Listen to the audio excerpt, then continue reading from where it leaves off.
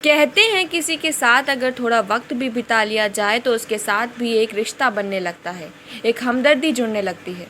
ऐसा ही हुआ दिल्ली की शाहाबाद डेयरी की रहने वाली साक्षी और आरोपी साहिल के साथ। सालों का रिश्ता था। मीडिया में आ रही खबरों के मुताबिक साहिल खान और साक्षी 3-4 साल से एक दूसरे को जानते थे।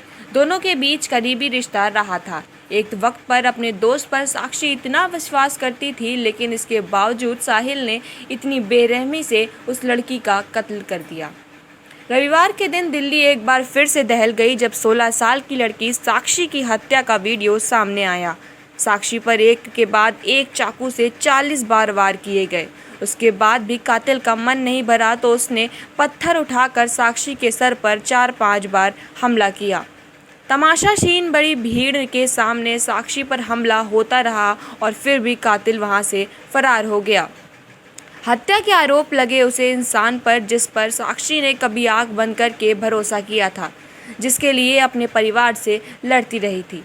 साक्षी की दोस्त के मुताबिक साहिल और साक्षी की जान पहचान काफ़ी पुरानी थी। दोनों ही शाहाबाद डेयरी के इलाके के रहने वाले थे। साक्षी 10वीं में पढ़ती थी जबकि साहिल एसी का मैकेनिक था। दोनों की जान पहचान बढ़ने लगी, मिलना जुलना होने लगा। तब तक साक्षी को ये नहीं पता था कि साहिल का पूरा नाम साहिल खान है। साहिल गले में रुद्राक्ष पहनता था और हाथ में कलावा भी बांधता था। साक्षी के पास शक करने की कोई वजह नहीं थी। ये साफ था कि साक्षी उस पर काफ़ी विश्वास करती थी, क्योंकि दोनों ही काफ़ी अच्छे दोस्त थे। लेकिन पिछले कुछ समय पर दोनों के बीच में तकरार शुरू हो गई। साक्षी के दोस्त के मुताबिक जब साक्षी को साहिल की हकीकत पता चली तो उसने अलग हो गई। लेकिन ये बात साहिल खान को बर्दाश्त नहीं हो रही थी। साहिल लगातार साक्षी के संपर्क में बनने की कोशिश कर रहा था। साक्षी के मोबाइल से भी ऐसे कई सबूत मिले हैं जिससे ये साफ होता है कि साहिल ने साक्षी से बात करने की कोशिश की। वहीं दूसरी तरफ साक्षी अब साहिल से रिश्ता रखना ही नहीं चाहती। शायद साक्षी को अगर पहले ही साहिल की हकीकत पता होती तो उसके साथ दोस्त ही नहीं करती। लेकिन उसे नहीं पता था कि इस रिश्ते को तोड़ने का अंजाम कितना खतरनाक होगा।